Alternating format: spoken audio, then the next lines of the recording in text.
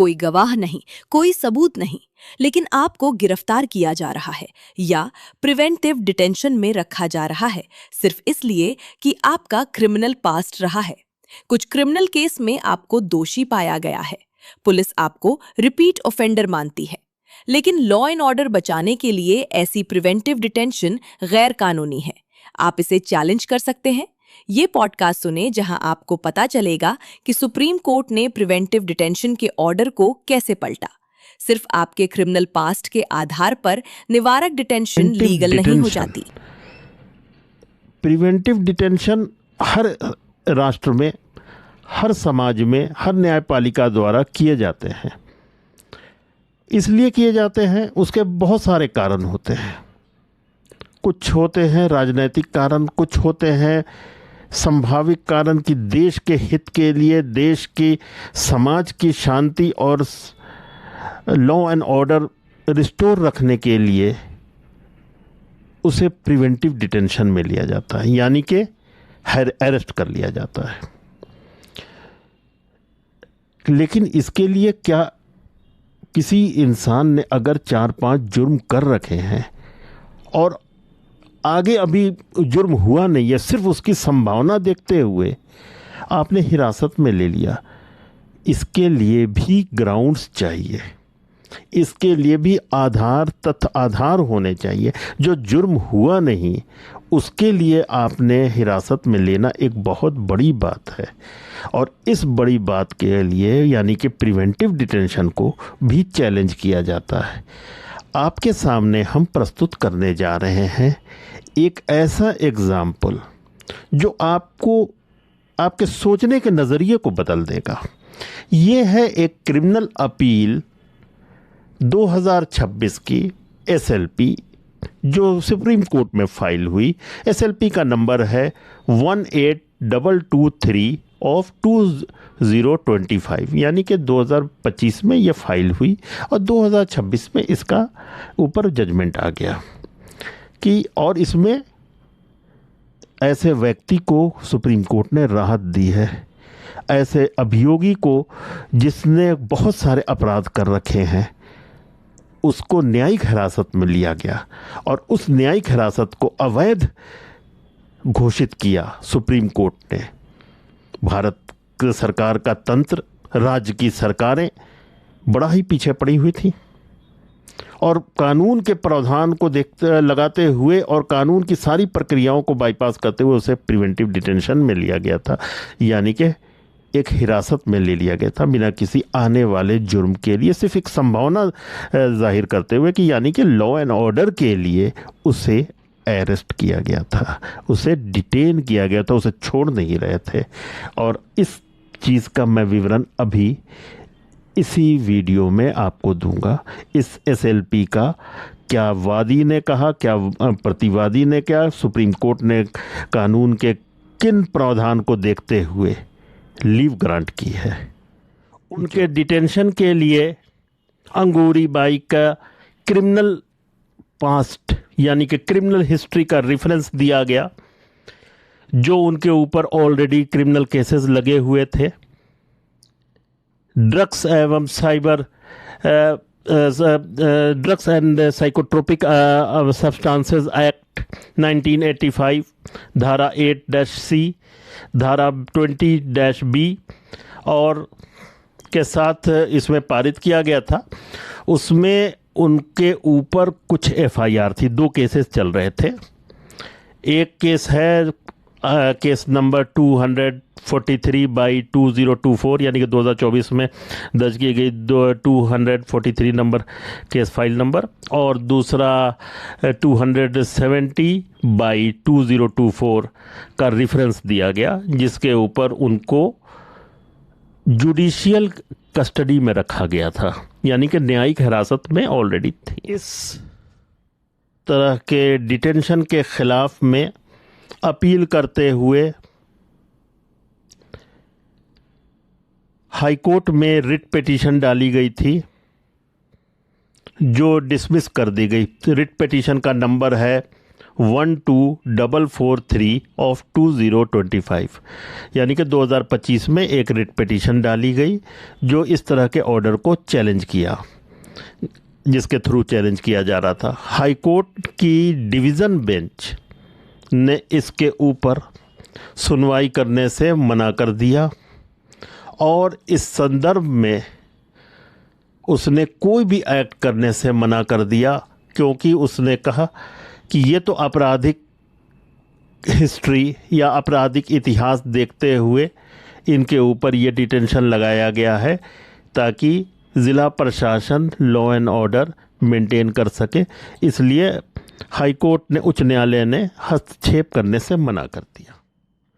तेलंगाना धूलपेट ज़िला का ज़िला प्रशासन 15 मार्च 2025 को एक ऑर्डर रिलीज़ करता है जिसमें इनके प्रिवेंटिव डिटेंशन यानी कि प्रिवेंटिव रूप से इनको न्यायिक हिरासत में रखने का फैसला लेती है और उसके बाद से इस ऑर्डर को कंफर्म किया जाता है 15 अप्रैल 2025 में।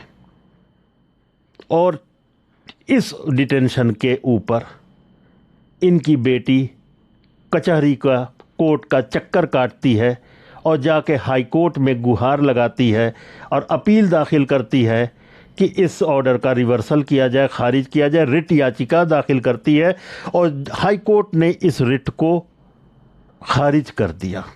अब आगे देखिए कि हाई कोर्ट ने किस ग्राउंड्स पे इस आधार को, रिट को खारिज किया, मैं ये बताऊंगा। फिर उसके बाद खारिज होने के बाद आखिरी चोटी की कोशिश की और सुप्रीम कोर्ट में उनकी पुत्री स्पेशल लीव पिटीशन दाखिल करती है, जिसकी मैं विवेचना यहाँ कर रहा हूँ। तेलंगाना धूलपेट ज़िला का ज़िला प्रशासन 15 मार्च 2025 को एक ऑर्डर रिलीज़ करता है जिसमें इनके प्रिवेंटिव डिटेंशन यानी कि प्रिवेंटिव रूप से इनको न्यायिक हिरासत में रखने का फैसला लेती है और उसके बाद से इस ऑर्डर को कंफर्म किया जाता है 15 अप्रैल 2025 में। और इस डिटेंशन के ऊपर इनकी बेटी कचहरी का, कोर्ट का चक्कर काटती है और जाके हाई कोर्ट में गुहार लगाती है और अपील दाखिल करती है कि इस ऑर्डर का रिवर्सल किया जाए, खारिज किया जाए। रिट याचिका दाखिल करती है और हाई कोर्ट ने इस रिट को खारिज कर दिया।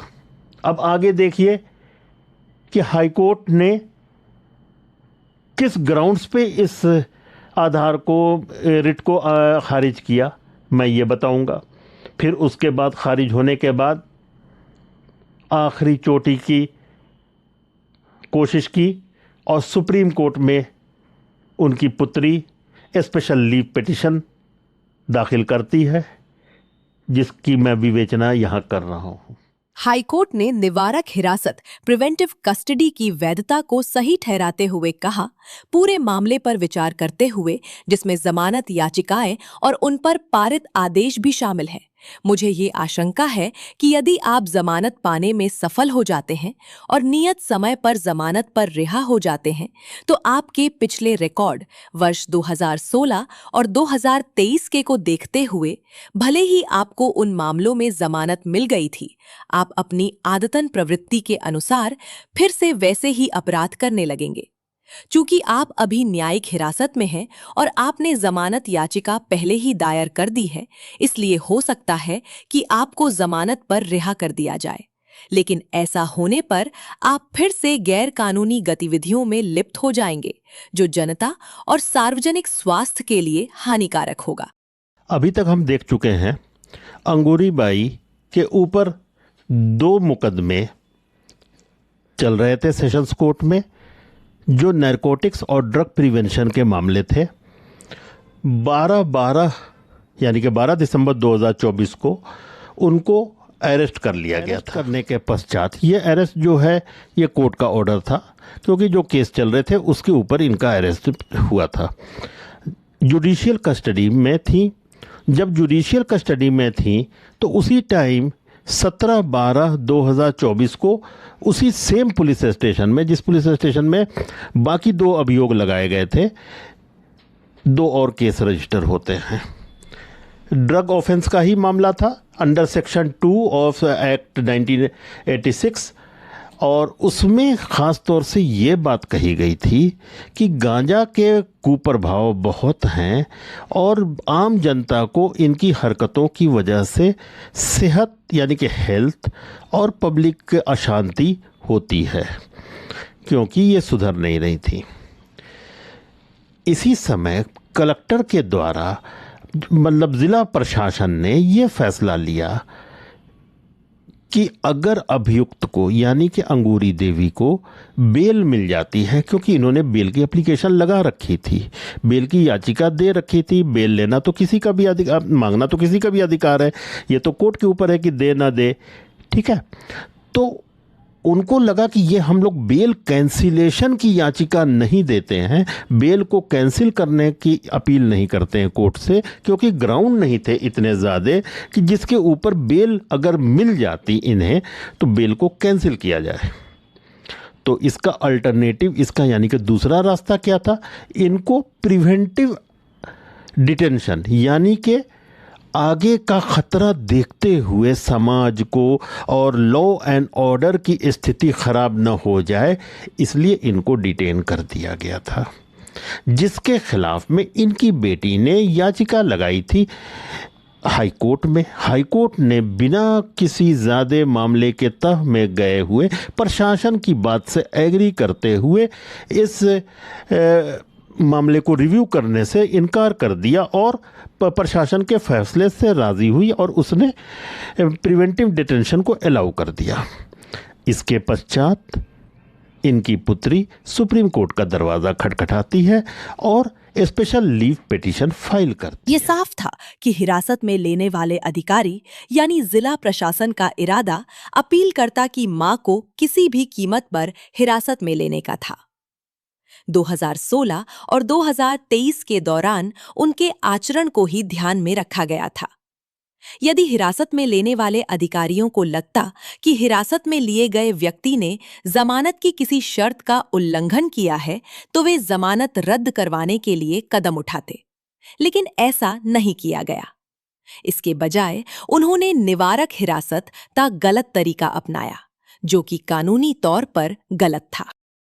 जैसा कि प्रेजेंट किया गया फैक्ट्स हाईकोर्ट के सामने, हाईकोर्ट वॉज कन्विंस्ड कि इनकी बार बार इस तरह की गांजा समाज में बेचने की हरकतें और इनके पास से गांजे की रिकवरी हो रही है और कई प्रीवियस केसेस यानी कि हिस्ट्री, इतिहास इनका इतना ख़राब है, आपराधिक किस्म का है कि ये तो समाज के लिए ख़तरा हैं और इनके जो समाज को ख़तरा बनने वाली जो प्रवृत्ति है, जैसा कि हाईकोर्ट ने इस चीज़ को देखा, ये शांति, संप्रभुता और सुरक्षा समाज की, पब्लिक हेल्थ की और पब्लिक ऑर्डर की और लॉ एंड ऑर्डर की, कानून एवं प्रशासन के ऊपर इसको ख़तरा देखा।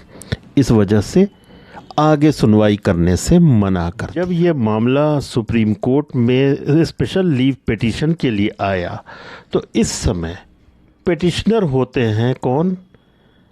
इनकी बेटी यानी कि अभियुक्त का साइड, जिनको डिटेन किया गया था, और रिस्पोंडेंट होता है ज़िला प्रशासन। पिटिशनर की तरफ से यानी कि जिनको अरेस्ट किया गया था प्रिवेंटिव डिटेंशन में, उनकी तरफ से अपीयर होते हैं रवि शंकर जंध्यालय, जो सीनियर लर्नड एडवोकेट होते हैं। उन्होंने इस बात को साफ साफ प्रकट किया कि पहली बात, कोई डॉक्यूमेंट्री एविडेंस नहीं है जिससे कि ये साबित होता है कि बेल में निकलने के बाद ये महिला समाज में किसी तरह से लॉ एंड ऑर्डर के लिए ख़तरा बनेंगी। ठीक है, उनका पुराना इतिहास थोड़ा ख़राब है, आपराधिक गतिविधियों में रही हैं, लेकिन ऐसा कोई डॉक्यूमेंट्री एविडेंस नहीं है, कोई प्रमाण नहीं है जिसके ऊपर ये फैसला लिया जाए। दिस मीन्स कि the manner is prejudicial to the maintenance of law and order as required by section 2 of the act of 1986 इसको सेटिस्फाई नहीं कर रहा, तो इसलिए प्रिवेंटिव डिटेंशन नहीं कर सकते थे। और इनसफिशिएंट कंडीशंस हैं, किसी को भी आप उसकी आज़ादी छीन रहे हैं तो आज़ादी छीनने के लिए सिर्फ एक अनुमान पे आपने एक ज़िला प्रशासन ने इस चीज़ को प्रिवेंटिव डिटेंशन में डाल दिया। अगर उसे इतना ही डर और भय था तो बेल कैंसिलेशन की एप्लीकेशन लगानी चाहिए थी, जिसमें तथ्य और प्रमाण कोर्ट के सामने रखना था कि इन महिला की ये सारी बेल की एप्लीकेशन रिजेक्ट की जाए या बेल जो दी गई है उसको कैंसिल कर दिया जाए। बेल कैंसिलेशन भी एक बहुत बड़ी प्रोसेस है, लेकिन उस रास्ते को नहीं अख्तियार करते हुए एक साइड का रास्ता निकाला और उन्होंने प्रशासनिक दांवपेच लगाते हुए उनको प्रिवेंटिव डिटेंशन में डाल दिया। ये एक सरासर गलत है। और इसके सपोर्ट में मीन्स प्रोसिक्यूशन ने सपोर्ट में एक पुराना केस जो कि एक लैंडमार्क जजमेंट है, रेखा वर्सेस स्टेट ऑफ तमिलनाडु का भी हवाला दिया, जिसमें सुप्रीम कोर्ट ने ये कहा था कि absence of relevant material on the basis of which subjective satisfaction could have been recorded by the detaining authority indicating the acts of detenu to be prejudicial to the maintenance of public order or the order of detention was unsustainable, it was liable to set aside। यानी कि पुराना मामला side कर दो। जो रेखा versus state of Tamil Nadu है, ये एक पुराना केस था, लैंडमार्क जजमेंट था, जिसका हवाला प्रोसिक्यूशन ने दिया। उसने कहा कि इसमें तो सुप्रीम कोर्ट ने ऐसा फैसला लिया है कि मतलब जब कोई सब्जेक्टिव सेटिस्फैक्शन के लिए कोई भी चीज़ ऐसा हमारे पास मटेरियल नहीं है तो फिर प्रिवेंटिव डिटेंशन तो वैलिड ही नहीं है, इसको साइड किया जाए पुराने फैसले को। कुमार वैभव आते हैं, लर्नेड काउंसिल जो अपीयर होते हैं रिस्पोंडेंट की तरफ से, यानी कि ज़िला के प्रशासन की तरफ से, जो ऑर्डर ऑफ डिटेंशन को चैलेंज कर रहे हैं और वो सपोर्ट कर रहे हैं। उन्होंने कहा कि देखिए ये जो मुलजिमा है ये तो ड्रग ऑफेंडर थी, सेक्शन 2 ऑफ एक्ट 1986, इनकी जो हरकतें रही हैं गांजा बेचने की, गांजा सप्लाई करने की, ये बार बार करती रही हैं और इनकी इलीगल एक्टिविटीज़ से साधारण कानून व्यवस्था की और लॉ एंड ऑर्डर के लिए ये ख़तरा हो गई है। और इन्होंने जब कानून की लैंग्वेज में नहीं माना तो इनको डिटेन करना बनता है और प्रशासन ने सही फैसला लिया था, ये उनका कहना। इन्होंने भी एक डिफेंस काउंसिल ने भी, यानी कि रिस्पोंडेंट साइड ने भी एक मुकदमे का पुराने लैंडमार्क जजमेंट का हवाला दिया, पेसला नुकरजू versus government of Andhra Pradesh and others की डिटेंशन जो पास हुआ वो सब्जेक्टिव सेटिस्फैक्शन के लिए होता है। मतलब सब्जेक्टिव मतलब अगर कोर्ट को लग रहा है, प्रशासन को लग रहा है कि ये आदमी इतना ख़तरनाक है कि लॉ एंड ऑर्डर को क्षति पहुंचा सकता है तो उसे डिटेंशन में ले सकते हैं। अगर मेयरली सबूत है चाहे नहीं है, अगर गवाह हैं, लोग इतनी गवाही दे पा रहे हैं, इतने सब्जेक्टिव सेटिस्फैक्शन में बात हो पा रही है, मटेरियल है या नहीं है, लेकिन छोड़िए अगर प्रशासन को ऐसा लगता है कि ये ख़तरनाक व्यक्ति उसके इतिहास को देखते हुए, तो इस पुराने मुकदमे के आधार पे इनको डिटेन ही रहने दिया जाए और सुप्रीम कोर्ट में इनकी दायर की गई अपील को डिसमिस कर दिया जाए। सुप्रीम कोर्ट ने दोनों पक्षों को सुना, उनके बाद प्रतिवादियों को सुना और उन्होंने ये फैसला लिया कि प्रिवेंटिव डिटेंशन को सेट एसाइड किया जाए, क्योंकि कानून बना है मुजरिम को पनिशमेंट देने के लिए जितना जुर्म हुआ है, समाज सुधारने के लिए भी है। लेकिन कॉन्स्टिट्यूशन तो आज़ादी को सपोर्ट करता है, सिर्फ एक गुमान पे, एक अंदेशे पे किसी की आज़ादी नहीं छीनी जा सकती है। और फिर भी तो ड्रग प्रिवेंशन का मामला है, इतना तो कोई ख़तरनाक नहीं है। ड्रग पीने वाले भी अपने शौक़ से लेते हैं, ड्रग बेच रहे हैं, गांजा बेच रहे हैं। तो इस चीज़ को लॉ एंड ऑर्डर और लोकल प्रशासन तो बड़े आसानी से कंट्रोल कर सकता है। पुलिस तंत्र है, सब कुछ है, चाहे तो उसकी एक्टिविटीज़ पे रोक लगा सकते हैं। ये नहीं लगा रहे हैं और बंदे को आप जेल में रख रहे हैं। ये कहाँ से? देखिए, ये बेसिकली क्या हुआ कि इनको न्याय क्यों मिला?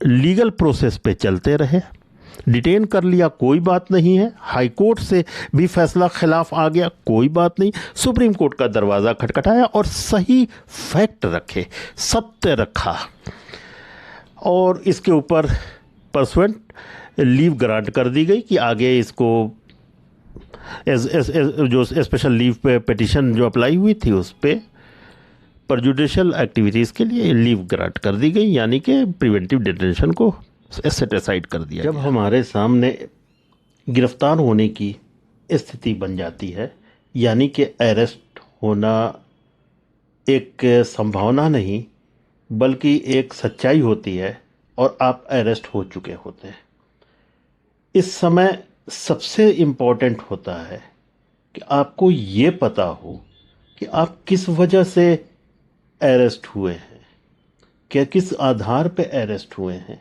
ताकि आपकी लीगल टीम या आपके लॉयर उसके लिए एक एवरमेंट तैयार कर सके। एवरमेंट का मतलब होता है औपचारिक रूप से डिफेंस करना जो चार्जेस आपके ऊपर लगाए गए हैं तथ्यों के बेस पे कोर्ट के अंदर, और आपके लिए एक बेल याचिका मूव की जा सके। अब इस चीज़ में सबसे इम्पोर्टेंट बात यह है जानने की, हमारे देश का संविधान ने सबको इनेबल किया है कि आप अपना डिफेंस करें और कानून के तराजू में आप सत्य को प्रमाणित करें। इसके लिए आपकी आज़ादी को सबसे ज़्यादा महत्व देता है हमारा संविधान। आर्टिकल 22(1) जो हमारे कॉन्स्टिट्यूशन का पार्ट है, उसने क्लियरली कहा है, और इस लैंडमार्क जजमेंट को भी सुप्रीम कोर्ट ने माना है कि that no person who is arrested shall be detained in custody without being informed as soon as may be on the grounds of such arrest. यानी कि अगर आप गिरफ्तार होते हैं तो कानूनी तौर से ये आपका अधिकार है कि किस ग्राउंड पे अरेस्ट हुए हैं ये आप जानें, ठीक है। और इस चीज़ का यूज़ किया जाता है, ये इसलिए बताना ज़रूरी है क्योंकि आप अपना ग्राउंड्स आप कोर्ट में रखेंगे या आपकी लीगल टीम रखेगी और उस ग्राउंड पे भी आपको बेल की एप्लीकेशन मूव होगी।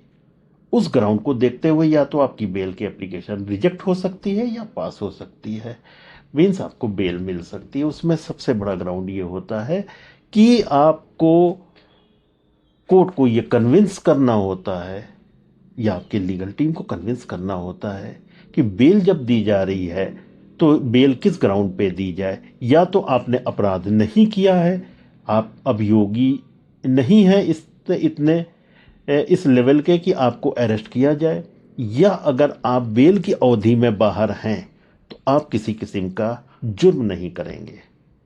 देखते हैं हम अपनी सीरीज बेल के ऊपर, जो बेल के ऊपर देखने से पहले सबसे पहले अरेस्ट के अलग अलग पहलू को देखेंगे, और हम इस पहलू को देखते हुए साथ साथ हम सुप्रीम कोर्ट के जजमेंट्स को भी देखेंगे, क्योंकि सुप्रीम कोर्ट ने स्पेशल लीव पिटिशंस में नोटेबल केसेस में किस तरह से तौला है, और या तो पुरानी कोर्ट्स के लोअर कोर्ट्स का हाई कोर्ट या सेशंस कोर्ट के फैसले को मेंटेन रखा या ओवर रूल किया।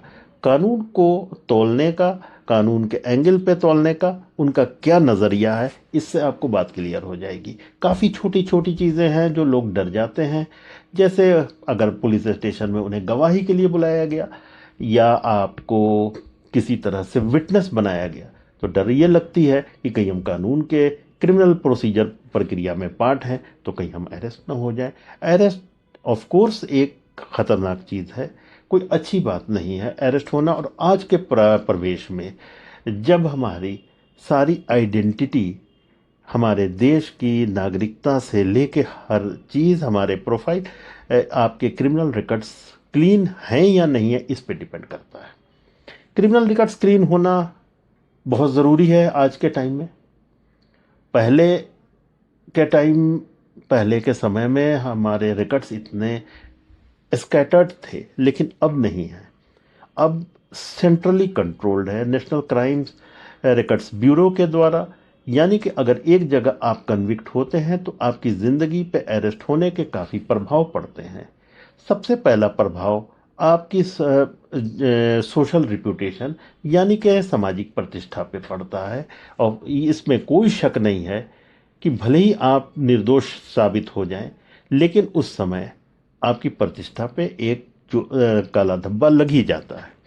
उसके बाद आपके अपने साइकोलॉजिकल फीलिंग्स, अपनी खुद की सेल्फ एस्टीम पे फ़र्क पड़ता है, और वो काफ़ी एक टॉर्चरस होता है जेल की सलाखों के पीछे रात गुजारना और कैदियों के, मुजरिमों के साथ अपनी ज़िंदगी के अहम समय गुजारना। तीसरी चीज़ जो सबसे इम्पोर्टेंट है वो है आपकी आइडेंटिटी। आपके आधार के साथ, आपके आधार के नंबर के साथ आपका एक क्रिमिनल रिकॉर्ड जुड़ जाता है इंटरनली। जब भी कभी वेरिफिकेशन होती है तो पुलिस को ये, अगर पुलिस के पास किसी तरह की वेरिफिकेशन की रिक्वेस्ट गई तो बड़े आराम से चेक हो जाता है कि आपने कभी आपराधिक मामलों में इन्वॉल्व रहे हैं या नहीं रहे हैं। दूसरा आता है फाइनेंशियल पोर्टफोलियो, यानी कि आपके पैन कार्ड से लिंक्ड आपका प्रोफाइल। एक बार आप किसी तरह से आपराधिक मामलों में कन्विक्ट हैं या अरेस्टेड हैं तो आगे की ज़िंदगी में आपको बैंकिंग प्रोसेस, जो कि आपकी ज़िंदगी का एक अहम पहलू है और आपके देश में आपके इकोनॉमी को ड्राइव करने के लिए, जो कि आपकी रीढ़ की हड्डी है, जैसे कि आपकी लोन लेने की फैसिलिटी, आपको बैंकिंग प्रोसेस की फैसिलिटी, आपको धन जमा करने की फैसिलिटी, आपको धन ट्रांसफ़र करने की फैसिलिटी, आपको प्रोजेक्ट या अपने व्यवसाय में लगाने की फैसिलिटी, इन सब चीज़ों पे प्रश्न चिन्ह उठ जाता है। और ये फिर आपको लोन मिलना, सिबिल स्कोर होना, क्रेडिट स्कोर के साथ आपकी ज़िंदगी में एक काफ़ी अड़चनें आती हैं। चौथा, आपका व्यवसाय या जॉब या व्यवसाय। जॉब में या तो आप कहीं नौकरी लेने जाते हैं या आप किसी अपने व्यवसाय को सरकारी उपक्रमों में आप लाइसेंस लेने जाते हैं या पास करवाने जाते हैं या जीएसटी के प्रीव्यू में आते हैं या इनकम टैक्स के प्रीव्यू में आते हैं, तो सबसे पहले शक की कांटा आपके ऊपर घूमता है। उन लोगों को देखा जाता है कि जिनने आपराधिक रेड डॉट लगा हुआ है, क्रिमिनल रेड डॉट्स आपके लाइफ में है, करियर में या आपकी ज़िंदगी में, आपके व्यवसाय में, तो अलग डिफ़िकल्टी खड़ी होती है। फिर आते हैं आपके पासपोर्ट से रिलेटेड। आप पासपोर्ट से रिलेटेड यानी कि आपकी भारत की नागरिकता। अगर आपका क्रिमिनल रिकॉर्ड है तो आपके ऊपर पासपोर्ट के रिन्यूअल में डिफ़िकल्टी आती है, आपको देश विदेश आने जाने में डिफ़िकल्टी आती है, कई प्रश्न चिन्ह होते हैं, कई जगह क्वेश्चन करना पड़ता है, कई आपके फैमिली मेम्बर्स को भी सफ़र करना पड़ सकता है इसमें। इसलिए अरेस्ट न होना ही एक समझदारी है। मेरे दर्शक भारती, आप किसी भी अपराध या खतरे का सामना कर रहे हैं या गिरफ्तारी, जमानत पर आपको किसी भी सलाह की आवश्यकता है तो हमारे हेल्पलाइन नंबर पर आप कांटेक्ट कर सकते हैं। हमारे एक्सपर्ट 24 आवर हजारों लोगों की हेल्पलाइन नंबर से मदद कर रहे हैं। मुफ्त कानूनी सलाह महिला और बहनों के लिए। आपको किसी भी अपराध या उत्पीड़न का सामना करना पड़ रहा है या रिश्तों के मामले में किसी भी तरह की सलाह की आवश्यकता है तो हमारे हेल्पलाइन नंबर पर कांटेक्ट कर सकते हैं या हमसे चैट कर सकते हैं। धन्यवाद। मैं श्वेता आपसे विदा लेना चाहूंगी। We are there to help every girl and woman related to dowry case or any sort of harassment. Please call Black and White Law Media.